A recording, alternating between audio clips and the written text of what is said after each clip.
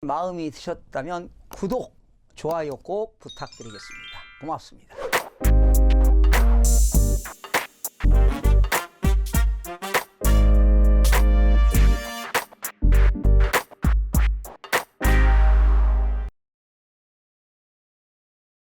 시청자 여러분 안녕하십니까? 반갑습니다. 김동수입니다. 이 시간에는 세계 경제 위기가 몰아치고 있는 10대 위험 요인에 대해서 알아보는 시간을 갖도록 하겠는데요. 이렇게 세계 경제가 흔들리게 되면 역시 대한민국 경제에도 크나큰 타격이 예상이 됩니다. IMF 라가르드 총재는 최근 워싱턴 DC에서 개최된 미 상공회의소 연설에서 세계 경제는 2년간 꾸준한 성장 이후에 불안해졌다면서 향후 세계 경제 전망도 불안정하고 무역 전쟁과 영국의 유럽연합 탈퇴지요 브렉시트를 둘러싼 불확실성 등으로 매우 취약한 상황이라고 말했습니다. 라가르드 총재의 이 같은 발언은 미국 뉴욕 증시 다우지수와 한국 증시 코스닥, 코스피 그리고 원달러 환율에 상당한 영향을 줄 것으로 보입니다. 미중 무역 전쟁과 금융 긴축 등으로 성장 모멘텀을 잃었다면서 그로 인해 세계 경제의 70%가 성장 둔화를 겪을 것이라면서 미국도 성장 둔화 추세에서 외외가 아니라고 말했습니다. IMF는 지난 1월 올해 세계 경제 성장률을 3.5%로 전망을 했으나 다음 주 IMF가 업데이트된 전망에서 볼 수 있겠지만 그 이후 더 많은 모멘텀을 잃었다고 평가하기도 했습니다. 미중 무역 분쟁이 확대된 상대의 모든 제품에 대해 25%의 관세를 부과할 경우 미국은 국내 총생산 GDP에서 최대 0.6%, 중국은 최대 1.5%가 감소할 것이라고 지적을 했습니다. 중국이 더 큰 경제적 손실을 가져올 것으로 예상을 해봅니다. 그럼 세계 경제 10대 위험 요인에 대해서 하나씩 알아보도록 하겠습니다. 첫 번째입니다. 미중 간의 무역 갈등이 심화되고 있는 것이 첫 번째 위험 요인이 되겠는데요. 실제로 의미 있는 진전이 있으려면은 미국과 중국이 양국 간에 계속 긴 대화가 지속되어야 할 것으로 예측이 되는데요. 지금 미국의 트럼프 행정부가 중국이 실제로 합의를 이행할지에 대해 매우 회의적이라면서 중국과와 대화를 그렇게 트럼프가 좋아하지 않는 거 아니냐, 이렇다 보니까 중국과 미국 간의 협상의 난항이 계속되는 것 같습니다. 이래서 지금 미국과 중국의 무역 갈등이 점차적으로 해결되지 않고 심화되는 것으로 예상을 해봅니다. 두 번째입니다. 미국과 중국 내 내부 정치적인 불확실성이 고조되고 있습니다. 중국은 중국대로, 미국은 미국대로 국가적으로 내부에 정치적인 불확실성이 고조되고 있는데요. 그렇다면 미국 내부의 정치적 불확실성에 대해서 알아보겠습니다. 올해 초지요. 트럼프 대통령의 셧다운입니다. 연방정부 부분 폐쇄를 보면 알 수 있듯이 현재 미국에는 상수에 가까운 정치적 불확실성이 내재되어 있다. 셧다운은 경제적으로 타격이 적지 않습니다. 정부가 다시 가동되면 경제적 손실을 만회된다는 시각도 있지만 그렇지가 않습니다. 성장 동력 자체는 회복이 불가능하지 않을까, 이런 예상을 해보고요. 그리고 존 햄리지요 CSIS 소장은 셧다운을 두고 앞으로 2년 동안 트럼프 행정부가 할 일에 대해서 안심할 수 없다는 신호라고 지적도 했습니다. 미국 정가에는 이 같은 분위기가 팽배합니다. 미국은 부채 한도 상향 등 내부적 논쟁 사안들이 앞으로 더욱더 많습니다. 지금 이슈를 넘겨도 바로 다음 이슈가 바로 옵니다. 더 다이나믹한 이슈들입니다. 미국 내부 정치 상황에 따른 불확실성이 더욱더 커지고 있는데요. 많은 리스크들이 점점 미국에도 확대되고 있습니다. 그것들 중 일부가 현실화된다면 전 세계적으로 경제에 크나큰 영향을 미칠 것이다. 이런 전망입니다. 그렇다면 중국 내부의 정치적 불확실성은 무엇이냐 하는 겁니다. 중국 공산당이죠. 중국의 한 13억 인구 중에 공산당 당원들이 한 200에서 한 300만 명 되지요. 이런 공산당은 중국 국민들 모두의 생활 수준을 향상시켜야 할 과제가 남아 있습니다. 모든 계층입니다. 모든 세대가 이전보다 생활 수준이 나아질 거라고 기대하고 있지요. 특히 중산층들의 요구가 거세지고 있습니다. 이전과는 다른 무언가를 기대하는 일들입니다. 그러나 갑자기 나아질 수 없는 것 아니겠습니까? 지금 중국의 경제가 무너지고 있는 것이고요. 중국의 경제 성장률은 갈수록 지금 둔화되고 있는 상황입니다. 중국은 경제를 장기적으로 안정시키기 위해 개혁이 필수적입니다.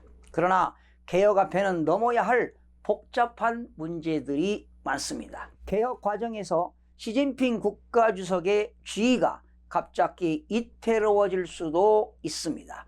개혁 과정이 단기적으로는 경제 성장에 부정적인 영향을 줄 수 있기 때문입니다. 시진핑 주석과 공산당이 그런 변화의 길을 걸을지 국가 주도 경제 성장이 아닌 다른 성장 보관이 있을지 의문입니다. 그들은 내셔널리즘에 기댈지도 모릅니다. 분란을 막기 위해 내셔널리즘을 앞세울 수가 있습니다. 이는 국제적으로 크게 우려할 일이 아니겠습니까? 세 번째입니다. 글로벌 무역전쟁이 지금 본격화되고 있습니다. 미국이 중국산 수입품 1,300개에 대해 25%의 관세 부과를 결정하고 중국이 이에 대해 보복을 선언하면서 글로벌 무역전쟁이 본격화될 것이라는 우려가 높아지고 있습니다. 미국과 중국은 한국의 1위 교역 대상국입니다. 사실은 한국은 전체 수출액에 중국에 차지하는 게 한 27% 정도 되고요. 미국이 한 13, 14%니까 사실은 대한민국은 중국과 미국의 크나큰 교역 상대국이 되는 겁니다.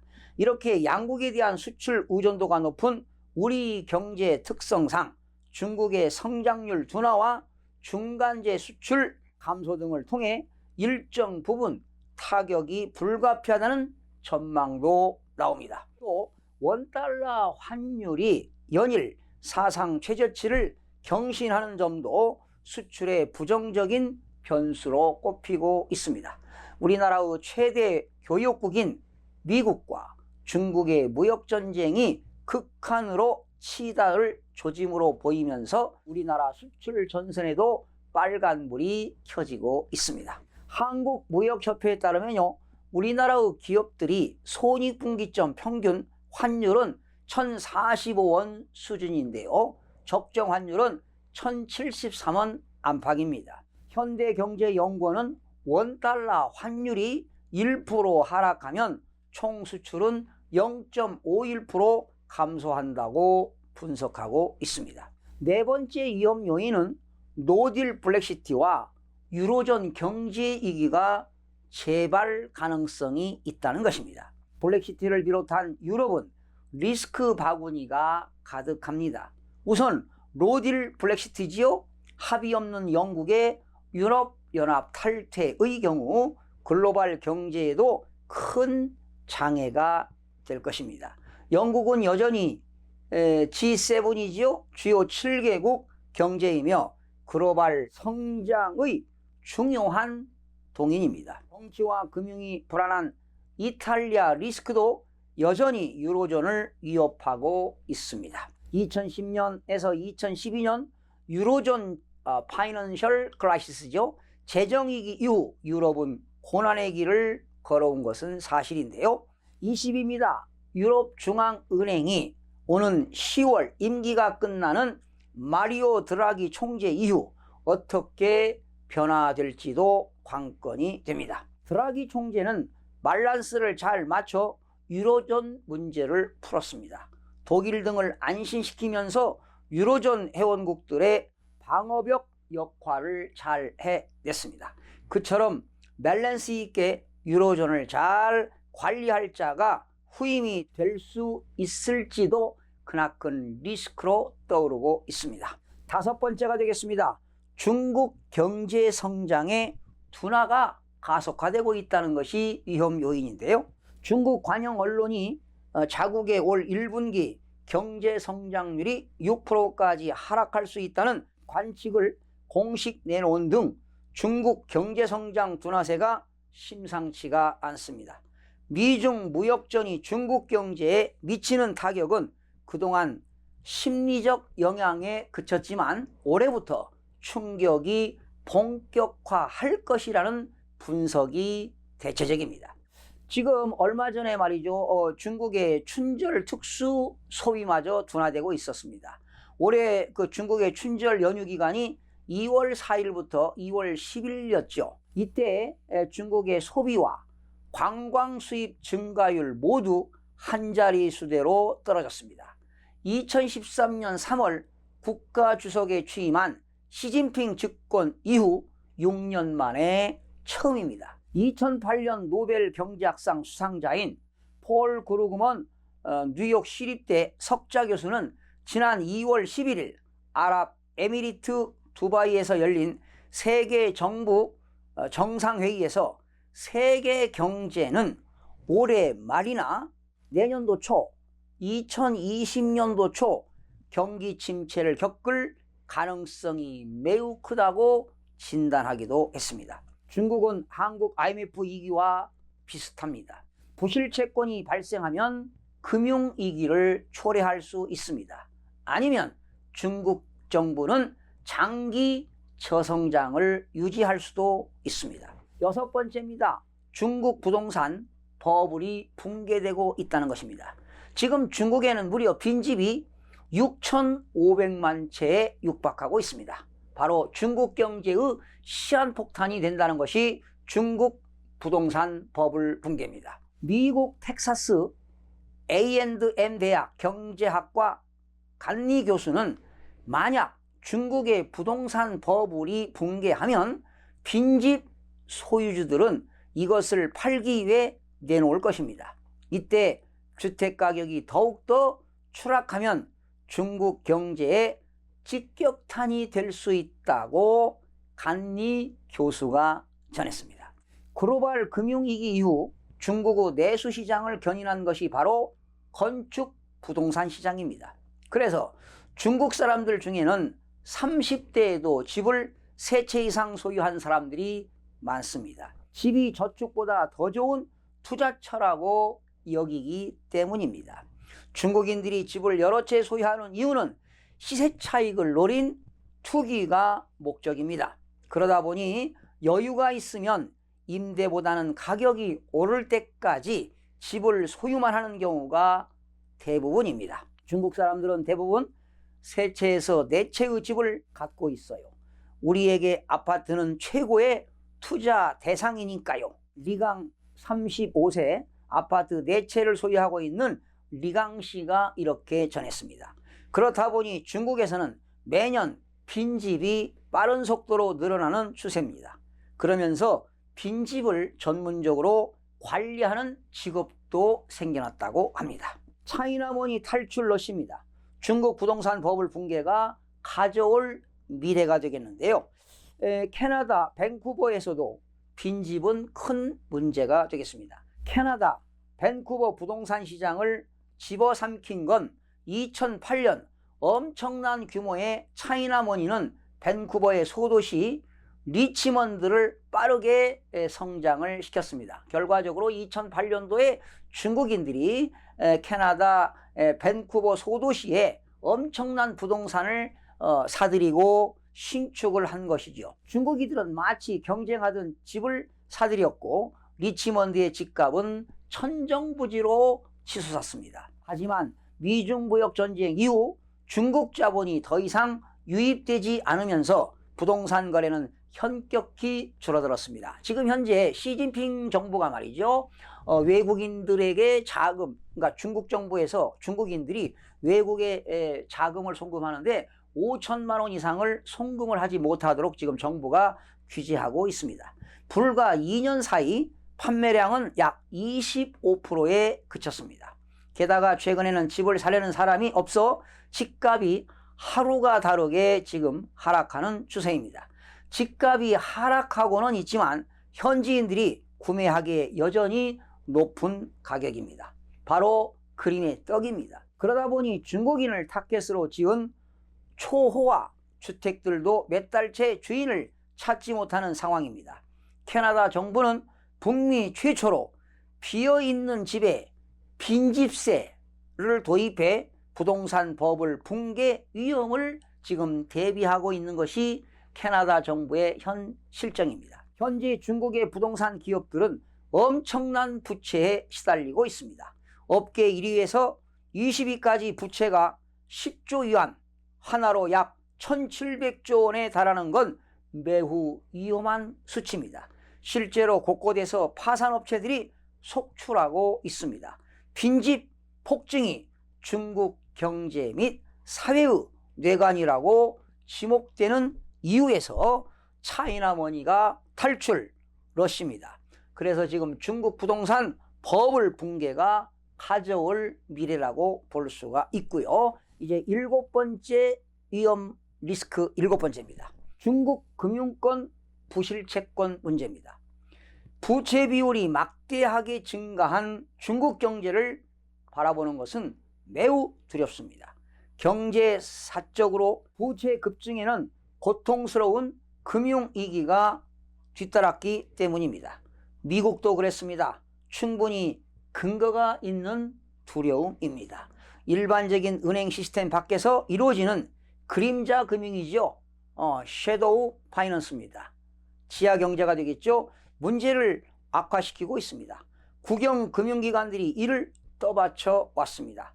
중국 당국도 그림자 금융의 리스크를 알아 신용 확대를 막기 위해 애쓰고 있습니다. 금융위기까지 가지는 않겠지만 매우 불안정한 위기입니다. 부실채권으로 금융권이 막혀 있어 전체 경제도 왜곡되고 있습니다. 성장을 짓누르고 있습니다.